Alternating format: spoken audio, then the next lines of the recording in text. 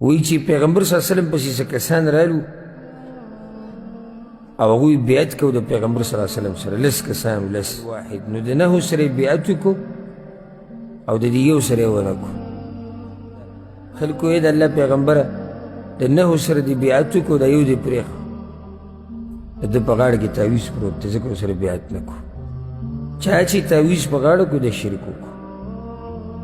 د بعضو نه موږ کولو کړي دي دریم دي، نو یا بدوح یا کدوح دی پکې لیکلي. نو دویمه خبره دا یاده کړئ، کاڼي او تعویزونه استعمالول د دې دپاره چې د نظر نه حفاظت وشي، د بد نظر نه او دغه شان د جادو نه، دا حرام دي، د دې نه شریعت منع کړی دی. او دې کې راته یو خوندور حدیث ویم، دا مخکې موږ څو څو پیرې بیان کړی دی. د عقبه ابن عامر رضی الله عنه روایت دی، امام احمد راوړی دی او سندن ښه صحیح حدیث دی. وایي چې پیغمبر صلی الله علیه وسلم پسې څه کسان رالو او هغوی بیعت کو د پیغمبر صلی الله علیه وسلم سره، لس کسان، لس. فبایع 9 وامسک عن واحد. نو د 9 سره یې بیعت وکړو او د دې یو سره یې ونه کړو. فقالوا یا رسول الله بایعت 9 وترکت هذا. خلکو یې د الله پیغمبره د 9 سره دې بیعت وکړو، دا یو دې پرېښو. نو پیغمبر صلی الله علیه وسلم ورته وایي ان علیه تمیمه، د ده په غاړه کې تعویز پروت دی، ځکه ورسره بیعت نه کړو. نو هغه بیا لاس وردننه کړو، هغه تعویز یې پرېږدو، پیغمبر صلی الله علیه وسلم ورسره بیعت وکړو. او بیا پیغمبر صلی الله علیه وسلم دا وایي من علق تمیمة فقد اشرک. چا چې تعویز په غاړه کړو د شرک وکړو. او امام احمد یو حدیث راوړی، دا هم د عقبه بن عامر نه دی. پیغمبر صلی الله علیه وسلم من تعلق تمیمة فلا اتم الله له ومن تعلق ودعة فلا ودع الله له. او دا ودعه دا په عربۍ کې کاڼو ته وایي، واړه واړه کاڼي چې د دریاب نه راویستی کېږي او خلک یې استعمالوي دې دپاره چې د بد نظر نه بچ شي. پیغمبر صلی الله علیه وسلم چې څوک دا کاڼي استعمالوي، الله دې هغه په خپل مقصد کې نه کامیابوي. نو دا د شرک په زمره کې راځي. اوس که څوک دا ووایي چې تعویز کې قرآن او اذکار او دعاګانې، نو بیا حرام په زمره کې راځي، ځکه چې قرآن دې دپاره نه چې ته غاړې ته اچي. ویجي ته دا نه مني چې دې کې شفا ده، موږ دا منو چې دې کې شفا ده، خو هغه شفا ته ته داسې میلاوېږي چې ته تلاوت وکړې، ته پې ځان دم کړي. خو دغه طریقه خو شریعت نه ده ښودلې ته غاړې ته واچوه. اوس ته د ډاکټر خواله ورشي او شربت ته ترې ټوخي ولیکي چې دې سره به د الله ښه کړي، او تا هغه بوتل غاړې ته اچولی ګرځوي، او غلطه طریقه ده، استعمال یې که. نو قرآن کې شفا شتي، خو په ویلو سره سړي ته میلاویږي شفا، په دم اچولو سره شفا میلاویږي. تعویزونه جوړولو لپاره قرآن نه.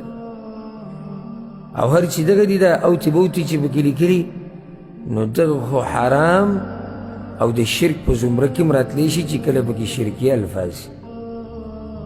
د بعضو نه موږ کولو کړي دي دریم دي، نو یا بدوح یا کدوح دی پکې لیکلي، یا فرعون ته پکې آواز کړي، او یا حامان او یا قارون. دا خو سپا شرک دی. بعضو پکې پیغمبر ته آواز کړی، بعضو بل یو نیک سړي نوم پکې لیکلی، او اکثر پکې څه لیکلي څوک پې نه پوهېږي، بلکې هغه په خپل هم نه پوهېږي. څوک یې چې لیکي هغه په خپل هم نه پوهېږي. او زمونږ یو خپل قصه کوله، وی پخوانۍ قصه ده، ځکه کس مشر دی. وی زمونږ میخ او هغه نه ودرېده، نو وی ډېر څه علاج او کوشش وکړو، خو هغې میخ وي چې زه به ونه درېږم. نو زما هغه مور ما ته وایي چې ته لاړ شه دغه فلاني صاحب صاحب پسې او تعویز ترې راوړه.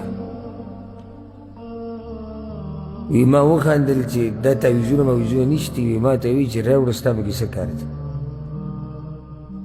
وی بیا مې سوچ وکړو چې روپۍ راکوي، نو دغه روپۍ خو ځان له استعمال کوم که نو ما چې صحیح شو. وی روپۍ راکړه چې دا به هغه له ورکړه، ورته وایي چې تعویز ولیکه میخه نه ودرېږي.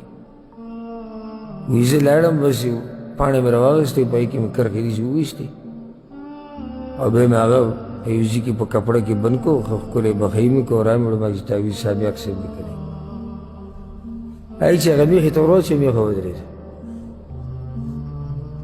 وی ما ته وایي چې ګستاخه ودرېده ته وایي چې د سابق صاحب تعویذ کار نه کوي کار یې وکړو که نه نو بیا ورته به وایي چې دا خو ما لیکلی دی هغه سابق صاحب نه دی دا خو کور کې دننه ځان له سابق صاحب ناست دی نو دا خلک دې خبر هم نه دي چې څه پکې دي او څه نه دي او د الله امتحاني لکه الله یې ښه په فتنه کې ور واچوي چې دوی یو کار دپاره ورغلي الله ول هغه کار څه کړي هغه ول وکړي نو ښه په فتنه کې ور واچوي او ښه په امتحان راشي نو اکثرونه دغه تعویذ چې لیکلی هغه به په خپل هم نه وي پوه چې دې کې دننه څه دي ضرور وایي چې اوس دغه به څنګه ختموو تعویذ ختمولو طریقه دا دی چې پرېږه که غوټې پکې کولاوې که لکه اکثر دا کوډګر جادوګر دوی څه ورکوي دوی غوټې ورکوي دا غوټې موټې به ته کولاو کې په قینچۍ یې پرېږه وړګه که یا یې وشله او یا یې ویسېږه چې هر څه ورسره کوه او مه هېرېږه په الله باندې ښه مضبوط یقین ساته او موحد نه هېرېږي دې ځای کې او دا ګورې داسې اسان کار هم نه دی ګورې ځکه چې بعض زمونږ خبر یو غټې غټې خبرې به کوي خو چې تعویذ اوس د چا د غاړې نه لرې کوي نو په خپله هم لاسونه رپېږي چې داسې نه چې څه نقصان رانه کړي نو پوه شي چې توحید خالص نه دی دلته چې د لاس ورپېږدو نو توحید خالص نه صرف د خولې خبره وه ستا لاس ولې ورپېږدو ته خو دا وایي چې زموږ په الله یقین دی او چې څه کوي الله کوي نو دلته ولې ستا لاس رپېږي دلته څه کېږي یو کس یو ورځ ما سره ملاو شو په یو ځای کې نو د هغه په دې غاړه کې تعویذ پروت و نو ما پوه کړو میداني شتي وایي ستا دا مسله ما مخکې مې اورېدلې وه ښه مطمئن کړم نو ما دا لرې که ویرېږم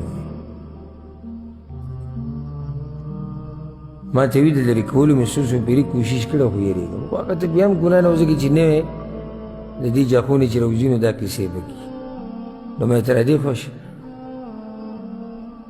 چې را دې خوښ و ما دغه شانه تار وشلولی چې داسې دا تعویذ مې راواخېست نو ما زه به روغ رمټ ولاړ یم ته مې روغ رمټ ولاړ هېڅوک نشته مه یېرېږه هر څه د الله په لاس کې تعویذ به موږ ته څه هېڅ پکې هم نشته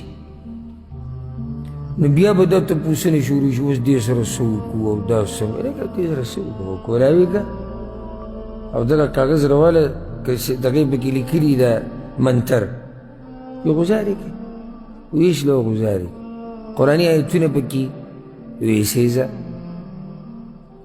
یا اسې ایتونه دي اذکار دي چې څه محظور پکې نه وي لکه کېدی څه